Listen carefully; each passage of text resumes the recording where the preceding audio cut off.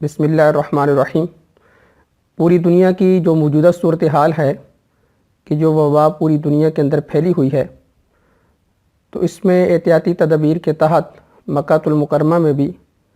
جو بیت اللہ کا طواف تھا وہ مطاف کے اندر عارضی طور پر محدود کر دیا گیا، جس کے بعد عوام کے اندر ایک بات گردش کرنا شروع ہو گئی کہ حدیث مبارکہ کے اندر آتا ہے کہ اس وقت تک قیامت قائم نہیں ہوگی کہ جس وقت تک بیت اللہ کا طواف یہ رک نہ جائے۔ تو وہ بیت اللہ کے طواف کے رکنے کو موجودہ صورتحال پر چشمہ کر رہے تھے، اور بے شمار ساتھیوں نے اس کے بارے میں سوال بھی پوچھا، تو میں اس کی وضاحت کر دینا ضروری سمجھتا تھا کہ تاکہ تمام ساتھیوں کو پتہ چل جائے۔ محدثین نے حدیث کے اس ٹکڑے کا جو معنی بیان کیا ہے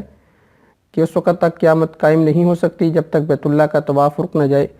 یہ یاجوج ماجوج کے بعد، یعنی اس زمانے میں یاجوج ماجوج کے زمانے کے بعد کسی زمانے میں